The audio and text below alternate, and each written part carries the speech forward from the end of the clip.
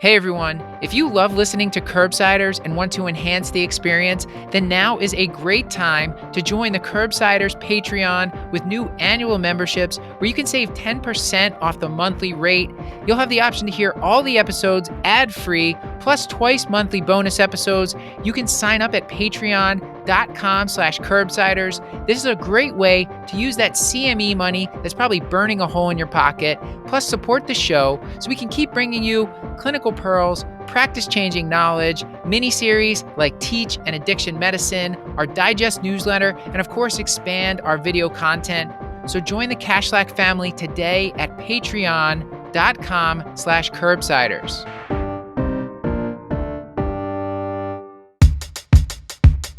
The Curbsiders Addiction Medicine is for entertainment, education, and information purposes only. The topics discussed should not be used to diagnose, treat, or prevent any diseases or conditions. Furthermore, the views and statements expressed on this podcast are solely those of the hosts and should not be interpreted to reflect official policy or position of any entity aside from possibly Cashlack Memorial Hospital. In short, we aren't responsible if you screw up. Please do your homework and let us know if we got something wrong. Welcome back to the Curbsiders Addiction Medicine, our new mini-series on substance use disorders. I'm Dr. Carolyn Chan, and I'm joined by the incredible Dr. Kenny Morford. And you're not going to want to miss out on today's episode because we're going to teach you all about using buprenorphine for chronic pain with Dr. Will Becker. But before we get into the details of our conversation, Kenny, will you just remind everybody what we do on this show? Sure can, Carolyn. We are the addiction medicine podcast that uses expert interviews to demystify common addiction medicine pearls, reduce stigma, and inspire listeners to be fierce advocates for all individuals who use substances. And a reminder that most episodes are available for free CME credit through VCU Health CE for all health professionals at curbsiders.vcuhealth.org. All you have to do is create an account. And of course, as always, a very special thanks to the American College of Academic Addiction Medicine, also known as ACAM, who have partnered with us again to help support the Curbsiders Addiction Medicine mini-series. ACAM is the proud home for academic addiction medicine faculty and trainees, and they are dedicated to training and supporting the next generation of academic addiction medicine leaders. And whether you're an addiction medicine physician preparing for the ABPM board exam or physician in practice who just wants to learn more about addiction medicine, ACAM offers several self-study products that would help meet your needs. The professional practice bundle includes access to 86 self-assessment modules that provide CME, as well as 46 didactic lecture recordings, and they're pretty good. ACAM's board prep bundle also offers access to the 46 didactic lecture recordings, along with a nearly 200-item question bank and its addiction e-practice test. So to learn more about these and other products, visit their website at acam.org. We have a fantastic conversation with our guest, Dr. Will Becker. He is a general internist with addiction medicine and pain management training. He co-directs a multi-specialty clinic at the Connecticut VA that treats patients on long-term opioid therapy for chronic pain with the aim of improving functional status, quality of life, and decreasing overdose risk. He also leads several clinical research studies that aim to improve the quality of pain care for persons with substance use disorders. So on our episode today, he teaches us all about why it's so important to think about pain in terms of functional status rather than simply a 1 to 10 numeric scale. He also tells us about two approaches for switching patients from long-term opioid therapy onto buprenorphine and tells us which of those approaches he prefers. And finally, he also gives us some situations when we could consider adding full agonist therapy on top of buprenorphine for patients with chronic pain. Hi, Will. Thanks so much for joining us on the show. Great to be here. As always, we're going to start off with a case from Cashlack Memorial. So, Kenny, do you mind telling us about our case for today? Yeah, let's do it. So today we have Mr. P. He is a 72-year-old veteran with a history of chronic back pain due to spinal stenosis, type 2 diabetes complicated by peripheral neuropathy, and tobacco use, who presents for follow-up of his chronic pain. He's been on long-term opioid treatment for the past 15 years, and he's currently taking extended-release oxycodone 80 milligrams BID and oxycodone 30 milligrams every 4 hours for breakthrough pain. His wife called the office a few days ago, concerned that this medication is making him a bit sleepier than normal. And he occasionally runs out of his medications a few days early, which makes him really sick. And he presents to you today stating that his pain medication doesn't work anymore. He says that he's more sensitive to painful stimuli, and he'd like to go up on his dose since it's the only thing that helps his pain. So, Will, hearing about this patient's case, how would you approach the assessment of his chronic pain and his long-term opioid use? The first thing I would say is I want to make sure there's adequate time, because I feel like to do this well, you need to set aside a good 30 to 40 minutes to be able to have an in-depth conversation with the patient. I think the assessment is only going to work when you come in with that amount of time and you say, here's my goal to help understand what's going on with your pain treatment. And to do that properly, I'm going to have to ask some in-depth questions. And that gives you the space to really understand how the patient is being impacted by their pain. And I would also say that not only allowing the time, I think, is to come at it from the standpoint of we are assessing your pain and your pain experience. We're not, and the point of this is to not assess how opioids are or are not working. Now, that is clearly a large part of it, but globally, the overall purpose is to assess pain and your pain experience, of which the effect of opioids is one part, an important part, but it is a part. So adequate time, frame it around we're assessing your pain and your pain experience, and then moving through those components, you'll ultimately get to, are the opioids helping the patient in terms of their functional status? And is that help, which I would also call benefit, is that benefit outweighing the harm of the therapy? But it all feeds into the central question of what is their pain and their experience with pain. In the clinical setting, I hear so often, what is your pain on a scale of 1 to 10? So I think you're raising a really interesting point with how do we take a comprehensive look at the patient's experience. Do you have some sample questions that you try to ask off the bat to just try and get people to share? Because I'm assuming it's more than just the 1 to 10 scale. Yeah, absolutely. We really want to get at how is their function? What are they able to do? What is a typical day like is a question I'll often ask. How does pain limit you throughout the day? Are there things that you would like to do that you're not able to do because of pain? And I think the describe a typical day is a nice open-ended way to get at function and hear what how a patient is living in their day-to-day lives. They'll naturally, typically describe things that they're limited by, and that's a conversation point. I hear you telling me that you have trouble sleeping, and then once you do finally get to sleep, you'll often wake up later in the morning. Getting that daily experience gives you a better sense of how pain may be limiting their life. And then to follow that up, I'm going to ask, you asked as well, trying to sort out, do we think the opioids are benefiting the individual? Do we think that they're putting them at risk? What are some of the types of questions you would ask to try and sort of parse that out? It often requires looking at the context. The case that you presented, Kenny, the patient has been on for 15 years and is on quite high dose therapy. And then the question is, you're only getting a snapshot of how they're doing right now, but you also want to get a sense of how things have changed over time. And, so I'll usually go back, how have things been for you dealing with this pain over the last year? And if I'm getting a picture of declining function, or really restricted sedentary lifestyle with declining function and declining meaningful activity. By meaningful, I mean in the patient's own view. Then I'm seeing what I would say is low benefit or even absence of benefit. And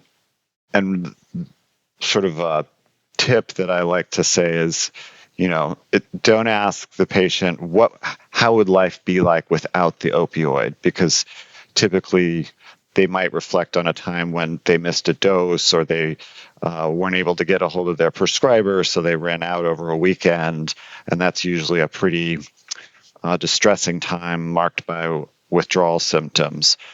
So it's more about, let's get a somewhat of a time landscape of how things have been over the past 6 months to a year with respect to pain-related function. And if the opioids, have been present that whole time and function has not markedly improved, and in fact probably has perhaps gotten a little bit worse, then we can say the opioids aren't providing much benefit. So let's say you have, you've talked to a patient, maybe it's Mr. P, you get some more additional history, and then you kind of hear about more of this decline, this lack of functional benefit. I mean, at that point, what are the options? What are you thinking at that point? Well, I think it's important that if not only have I assessed that I'm also getting the patient's buy-in, that there's some ambivalence and some acknowledgement that the opioids really aren't helping that much, and once the patient has some buy-in to that or agreement to that, it really opens up the conversation. And I think, patients will often use phrases like, I feel stuck, or, I haven't really felt good in many years. And then I see that as a really nice opportunity to say, I think we have some options that can really help you.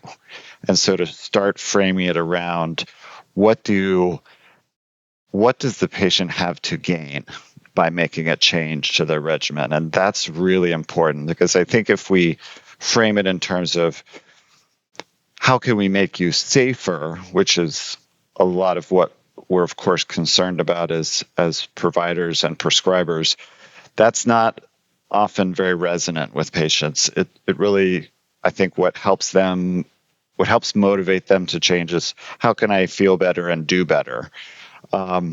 So if there's some agreement that they're not functioning optimally, then we can start talking about what are the changes we can make to the opioid regimen that will help you feel better, and what are the other treatments we can bring in to augment the medications that can help you feel better and do better. So the two buckets I'm talking about again are what changes to the opioid regimen and what changes to the everything else besides opioids that we can offer. When we think about options such as making a change, I think the idea about using buprenorphine comes up a lot. Mm-hmm. Is there much evidence at this time to support that buprenorphine could be effective for chronic pain? And would you mind sort of just walking and reminding us, for those who may be unfamiliar with the medicine, like how does it work and why it could potentially be helpful for some patients? Sure. So there's some evidence. I would put it in the category of very promising. We lack a lot of randomized controlled trials at this point, but some are coming down the pipeline.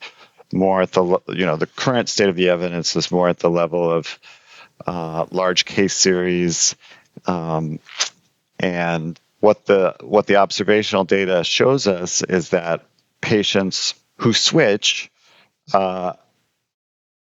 can experience improved pain control, improved function, and improved quality of life. Now, that is not a universal experience by any stretch, but it's promising to the point where it definitely deserves, first of all, further study, and secondly, I think it's a reasonable option to present to a patient, especially if the idea of a slow taper is terrifying to the patient. And many patients are afraid of tapering.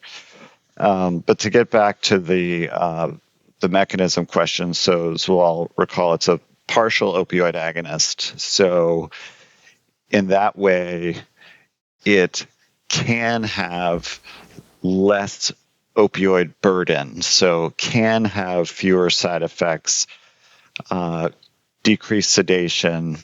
It definitely has decreased risk of respiratory depression. It likely has less risk of opioid-induced hyperalgesia. Its profile can be overall much more tolerable to a patient. And sometimes patients don't recognize all the ways that opioids are burdening them until they make the switch. And we hear many of our patients say, I feel better. I'm not certain the pain is necessarily better, but I overall feel better. And that's when I think we're seeing some of those, I say, reduction of the opioid burden that helps them feel unstuck is what we hear a lot from folks. And so, it's interesting to hear that there is, kind of this emerging observational evidence that buprenorphine can really help patients with their chronic pain. But I think a lot of us first heard of this medication as a treatment for opioid use disorder. And, I think there is a relationship there between long-term opioid use and the potential for opioid use disorder. So I'm curious how you go about assessing for opioid use disorder in patients who are on long-term opioid therapy. That's a great question. It can often be challenging to make the assessment of whether the harms that the patient may be experiencing that could be ascribed to the opioids themselves could also be related to a person whose function is declining because of not well-controlled pain. So they're giving up recreational and social activities. They may be having issues with social role functioning. And while one could point to those things and say, well, that's because of the 80 milligrams of oxycodone you're taking twice a day, it's often a sort of unclear picture of, declining function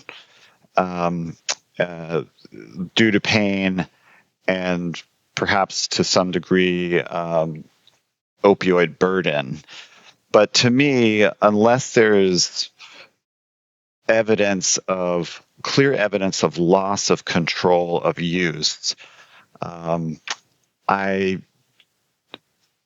don't believe that opioid use disorder diagnosis is appropriate, because really what the DSM-5 is trying to capture is compulsive use and loss of control of use that leads to adverse consequences. So if you don't have loss of control of use, you can't really have the disorder, in my view.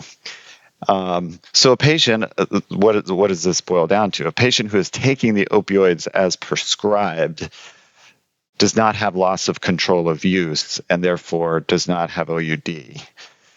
Where it becomes really challenging is when the prescriber says, I think it's time to taper your opioids, and the patient doesn't agree or struggles to taper.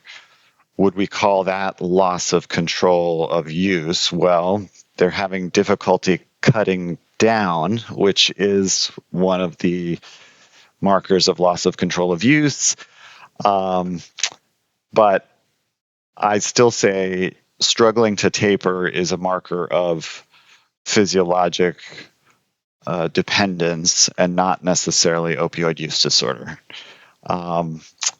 I hope that was clear, but I'm happy to take any follow-up questions. Oh, I think it's great to point out, like, within the DSM-5 criteria, like you said, like patients on long-term opioids, we expect them to have physical dependence. You're right. If we stop it, that doesn't mean they have a use disorder. We anticipate that is just an effect of long-term opioid use. Right.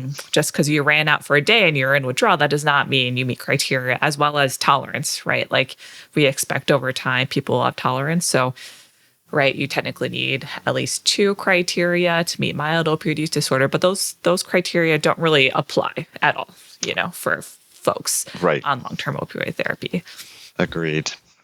And something else too that just reminded me of when I'm thinking about prepping and having this conversation with the patient, you said buprenorphine, it's a partial opioid agonist. Mm-hmm. So what my patients tell me, they're like, "Doc, that med is going to be partially effective. I don't want a medicine that's only partially effective." What would you say to a patient who sort of gives you that back? Yeah, and as you mentioned that, Carolyn, I'm thinking a lot of medical professionals have that same perception.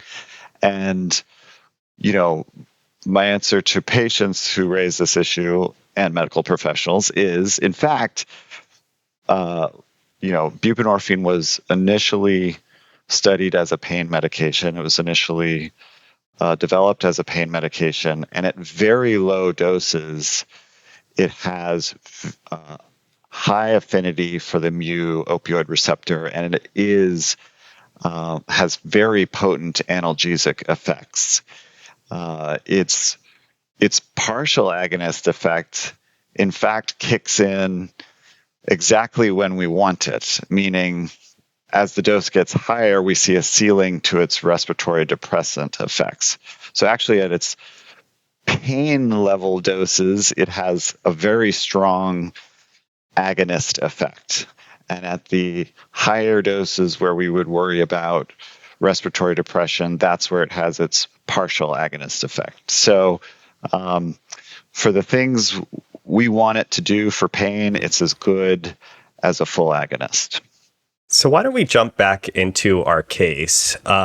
So you get some more history from Mr. P, and you determine that he does not meet criteria for opioid use disorder, but his current treatment plan is not effectively treating his pain, as we've already discussed.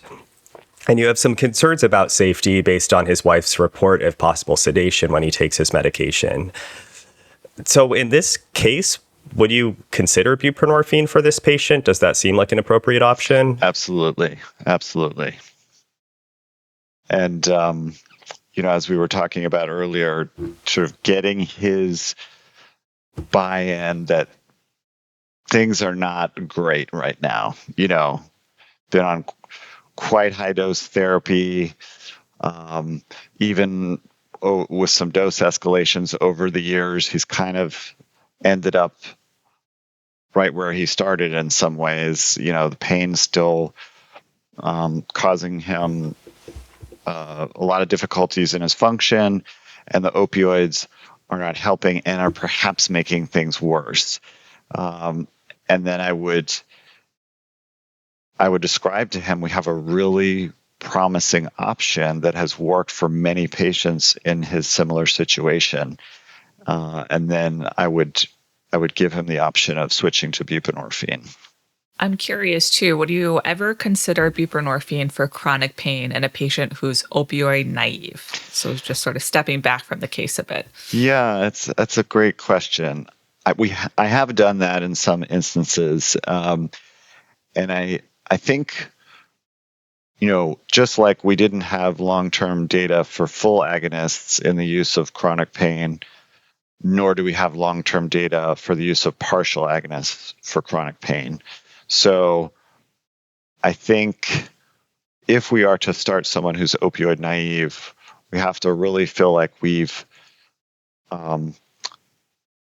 given other non-opioid and non-pharmacologic options the best possible try we could, and then consider stepping up to buprenorphine in an opioid naive patient.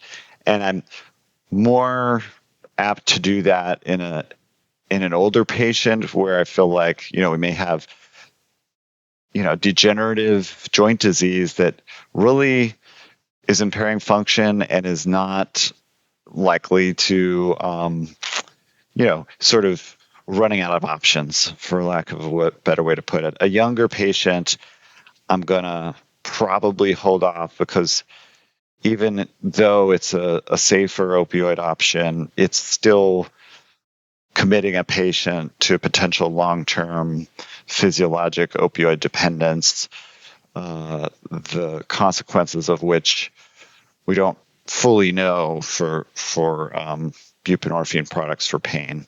So, long story short, yes, would consider it in an opioid naive patient, older patients particularly, and once we've exhausted non-pharm and non-opioid modalities. So, Will, when you're starting buprenorphine in an opioid naive, or I guess opioid not naive patient is typically who you'd be thinking about starting buprenorphine in, what types of formulations should we know about?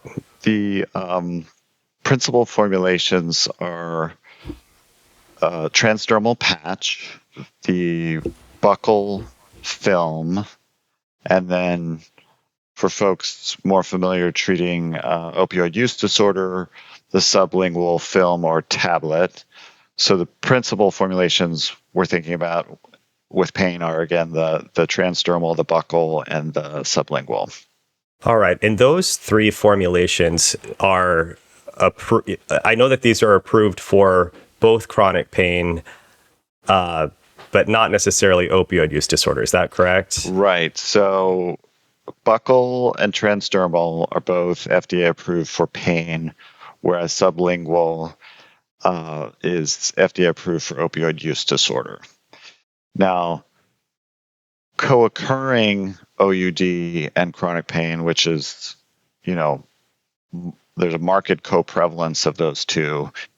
If the patient has OUD, the only on-label use is use of the sublingual product, even if they have co-occurring chronic pain, if that makes sense.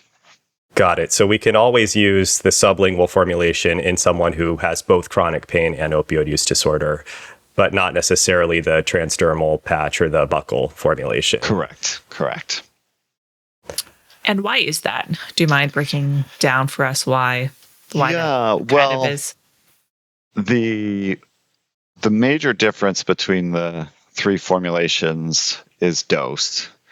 And the sublingual formulations, the typical dose range is from 8 to 24 milligrams, as you both know. And, when we're treating the disease of opioid use disorder, we want to make sure those, to prevent cravings and return to use, we want to use, the data supports higher dose, 16 to 24 milligram total daily dose to most adequately treat cravings and decrease return to use. The lower dose formulations, as we were talking about earlier, there's quite a potent analgesic effect of buprenorphine at quite low doses. So the transdermal patch, for example, its starting dose is 5 micrograms per hour. So that's, 120 micrograms per day, which is less than a tenth of a sublingual dose, a typical sublingual dose. So, main difference of the formulations is dose, where higher doses are needed to adequately manage OUD, and lower doses can still effectively manage pain. I do notice I use buprenorphine quite a bit in my practice for chronic pain, thanks to Will, who has taught me how to use buprenorphine for chronic pain. I think it's a great point to really feel comfortable with these doses and don't be afraid to look it up. There are a lot of great resources online that can help you sort of convert the MME, because it's not, I don't think it's always intuitive to start out. So I would always sort of go through the process of calculating out the MME just to make sure I'm not giving somebody too much, because then I think I'm at risk of like turning them off from the medication entirely. Like, doc, that was too much. It made me tired. I'm nauseous. I'm vomiting. I don't want to try it again. So we'll be sure to like link to some resources in our show notes, just for folks who want to get a sense of where do I start with all this. And we're lucky. You have sold our patient. He has decided that today he wants to try buprenorphine. But of course, he's worried about getting sick. He's had an unfortunate experience of withdrawal before, where he just couldn't get in touch with his provider and have his medication. So he's like really nervous about making the switch because it was just such a terrible experience going into withdrawal. So can you walk us through like what are the different options we have to start buprenorphine in this patient? Sure. So two methods for initiation. Well, in this case, we're making a switch. So the two methods would be the traditional method, and that would be having the patient stop the full agonist opioids abruptly, awaiting withdrawal symptoms, which in his case, with the both long-acting and short-acting oxycodone, would take, probably want to give it a full 24 hours to make sure he was completely in withdrawal, and then initiate treatment dose buprenorphine. And then the second newer method is what we call the overlap method.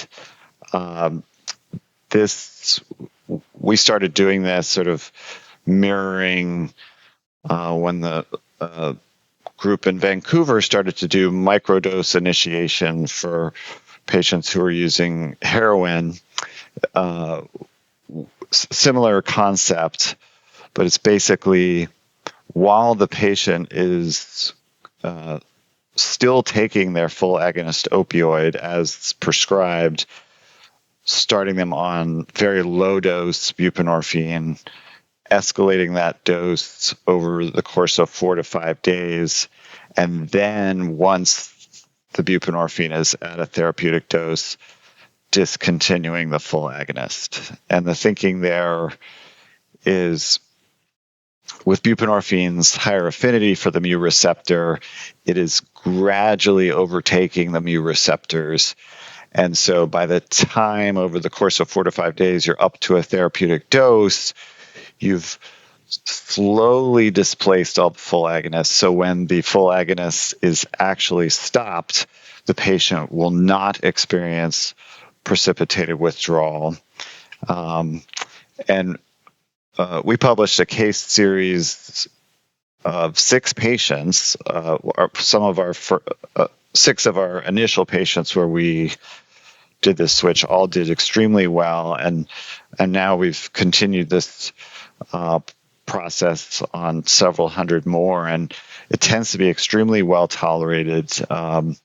Just patients need to have clear instructions, which we print out, we walk them through it, we make sure they can repeat back to us in the teach back method so that we can verify that they're understanding, and it's gone really well.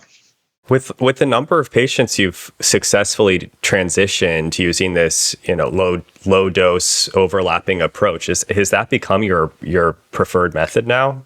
Definitely. And in truth, we don't even offer the quote unquote traditional method because it was always a barrier to a patient agreeing to a switch to buprenorphine, when we would have to say, I'm going to have to be straight with you, this is going to be a bit of a rocky weekend. So now that we have this option and the overlap option, and it is so well tolerated, it's our go-to. It's been a game changer, to be honest. And patients have seemed to really do quite well. There are so many different low-dose protocols out there, overlapping protocols. Do you have sort of like rules of thumb to help guide you through this process? Yes. I think, first of all, is what formulation are you switching the patient to? And that is going to largely depend on what their full agonist dose is. So the gentleman in the case, I think 80 milligrams of OxyContin twice a day, and I think 30 of short-acting oxycodone, was it 4 times a day? So You got it. yeah, it's 160 plus 120, so 280 of oxycodone. We got to multiply by 1.5 to get morphine equivalent. So 420 morphine equivalents, I would call ultra high dose, and that's going to require a switch to sublingual formulation. So that's a patient that's going to, when we get to that day 5 of the overlap, we want him to be on at least 16 milligrams of buprenorphine. And so we'd start at total dose on day 1 of 1 milligram. So we'll say half a milligram twice a day. So that's a quarter film or tablet twice a day. Patient can't split the tablet or film into quarters, then we say take half once a day. But either way, 1 milligram on day 1. And then roughly doubling, so then 2 days on day 2 milligrams day 2, 4 milligrams day 3, 8 milligrams day 4, 16 milligrams day 5. For that high of a dose, 420, you could consider starting to decrease the full agonist dose a little bit on days 4 and 5 of the overlap. So instead of him going from 420 to 0 on day 5, you might go 420 to 360 on day 4, and then 0 on day 5. And that's really just to, minimize the amount of pills this person has to take. It's really not a concern about overdose, because at that point, the partial agonist is protective of overdose relative to the full agonist dose that he's still taking. That's great. So just to sort of summarize your approach, first, you think kind of the end game, right? Like what sort of formulation of buprenorphine do you think they'll be on? And that's largely based on what's their current, MME requirement. Right. So folks are going to want to sort of calculate that out and decide which formulation is the most appropriate, depending on the MME. And that may be a sublingual, that may be a buccal product, but that's a good sort of place to start. And then as we can link as well to sort of the different protocols you can use in between to help sort of guide your decision to do that. But I agree. I've had a number of patients switch, and it's been really helpful for many of them. And it does take some buy-in at the start, but I think a lot of folks overall have been satisfied with that. I will say something I have challenges with. I know you work at the VA well, which is great. So you know exactly what formulary and what insurance will cover or not. But insurance coverage can definitely be challenging, and with commercial insurance. So that's something I often have to look into beforehand, because I also don't want to promise a patient I can do something if I can't actually get access to a certain product, Yeah. It's a really great point. I have been trying to advocate at a national level for higher dose sublingual formulations to be for exactly this scenario. Someone who has physiologic dependence and is switching to a buprenorphine product, and I'm hopeful that the indication will expand, but at this point in time, it is off label. And it is true that can create insurance reimbursement issues depending on the insurance company. Are there ever situations in which you consider continuing full agonist opioids in addition to buprenorphine? Yes. If a patient does not have opioid use disorder, and there is, the rationale for the switch is to hopefully improve benefit and also improve safety, and the patient makes the switch, and let's say our case patient goes from 420 morphine equivalents to 20 milligrams total daily dose of buprenorphine, and is saying, I want, this almost working, but I just, I have these spikes of pain at the end of, the end of the buprenorphine dose. And it really,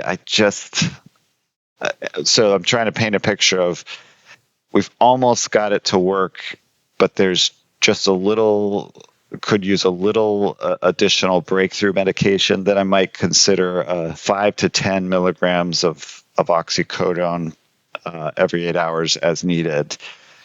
And it's really kind of just a hope that only a little bit more full agonist would keep the patient stable in this switch, and the win, if you will, of having them made this switch, to preserve that, you're going to add some additional full agonist, which, by the way, is totally compatible with taking the buprenorphine. Of course, it won't interact and won't precipitate withdrawal, and the patient, they still may experience benefit of that full agonist on top of the buprenorphine. So, long story short, yes, I would, in that scenario I just described.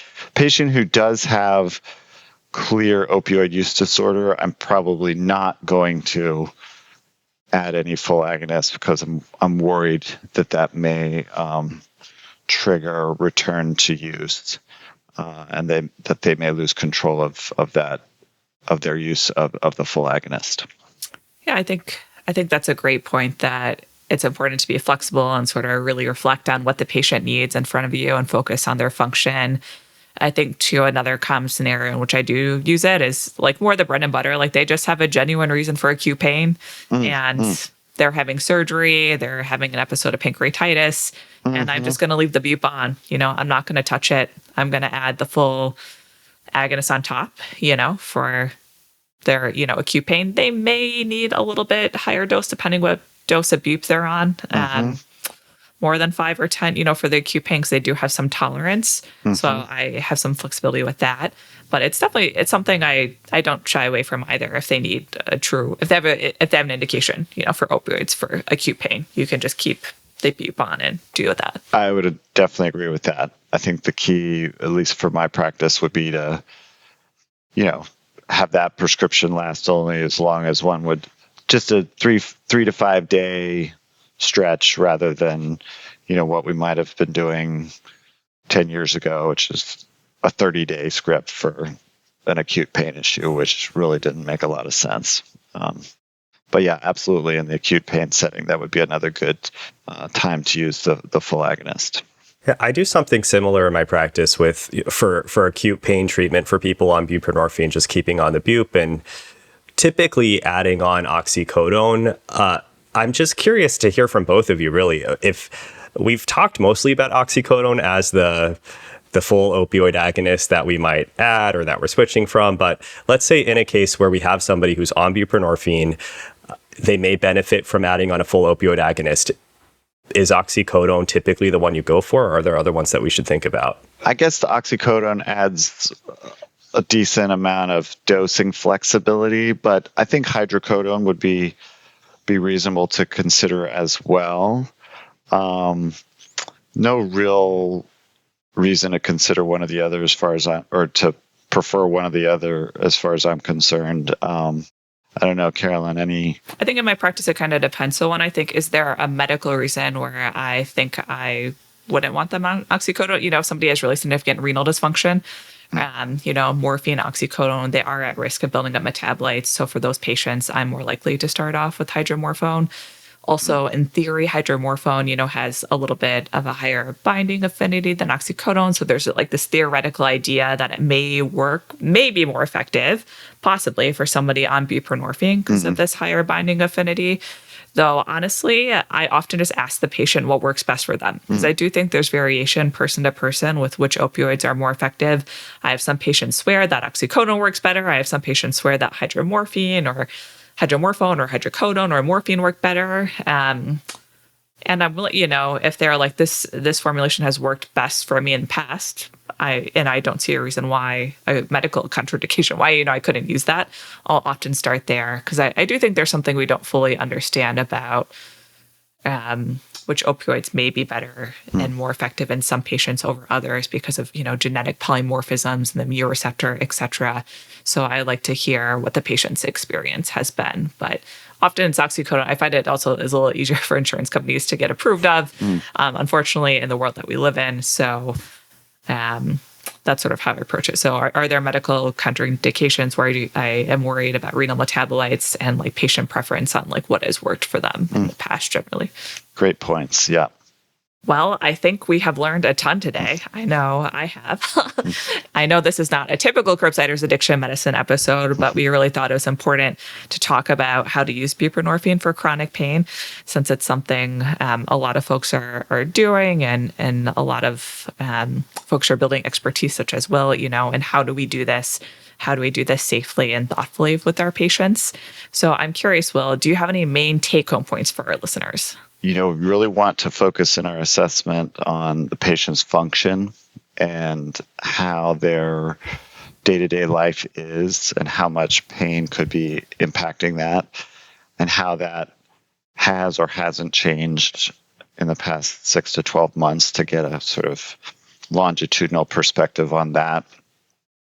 And that I think we can feel good about pitching the switch to buprenorphine as a potential for them to feel better and do better. I think we have enough data now to say that it's really not primarily safety, although that is a very important aspect, that actually it's a way to improve function. And that it really helps to get the patient's buy-in by highlighting that aspect of the switch. Also, that the switch can be extremely well tolerated and easy to do, especially using the overlap approach. And I'd say lastly that, in all these endeavors, being transparent in our discussions with patients, trying to be flexible and providing options when we can really helps the patients' buy-in and their engagement. So I always like to bring that to the table whenever possible. And do you have anything you'd like to plug tonight? It can be fun. It can be serious. It can be whatever you want the world to know about. I may have to get back to you on that one, but hopefully good to get a viewpoint piece published about just this argument for why we really need to get FDA approval for high-dose buprenorphine for pain. That's pretty nerdy, but hopefully that if that comes out soon, folks can get a chance to read that. Yes, well, we're pretty nerdy as well. And I think that it's important, though, too, if opportunities for advocacy come along, be sure to reach out and we can tweet out great opportunities for folks to make their voice heard. And we will be back with our lightning round. This is the lightning round, and we're going to ask some really rapid fire questions to try to get to know you a little bit better. So do you mind just giving us a one-liner to describe yourself? Sure. I'm an internist and a clinical researcher. I just turned the big 5-0, and I love cats and baseball. How many cats do you own? 2 cats, and they may be jumping in my lap, so I'll try not to get distracted by that. All right. Well, happy birthday, Will. Another thing we want to learn about is what are some of your favorite aspects of working in the field of addiction medicine? Well, I really think my favorite part is getting to know patients on a personal level and understanding what is meaningful and valuable in their lives and understanding how I can help. Because many folks are, stuck. And if they have a caring voice, a caring person that talks to them, they're often willing to open up. And when that happens, it's super rewarding and gratifying. Well, it's great to hear, and your patients sound very lucky to have you. And I think that's just great because I think in addiction, I think too in chronic pain, so many of our patients often will get like inappropriately labeled, like this patient is challenging. And I don't like that, because it's like much more complicated. So I think that idea of like, hey, it's just a chance to get to know somebody on a personal level. That's like a really great way to sort of reframe how we best care, for our patients. Absolutely. This has been another episode of our Curbsiders miniseries, The Curbsiders Addiction Medicine. Get show notes at thecurbsiders.com/addiction. We are committed to providing you with high-value, practice-changing knowledge, and to do that, we need your feedback. So please subscribe, rate, and review the show on Apple Podcasts, or you can contact us at curbsidersaddictionmed@gmail.com. This and most of our episodes are available for free CME for all healthcare professionals at curbsiders.bcuhealth.org. All you have to do is create an account. A special thanks to Dr. Matt Watto and Dr. Paul Williams for their support in this project, as well as to ACAM, the American College of Academic Addiction Medicine. Learn more about the organization at acam.org. A special thanks to our team for this episode, including our associate editor, Dr. Pyle Roy. Welcome to the team, Pyle. The Curbsiders is produced and edited by the team at PodPaste. Until next time, I've been Dr. Kenny Morford. And I've been Dr. Carolyn Chan. Thank you for joining us today.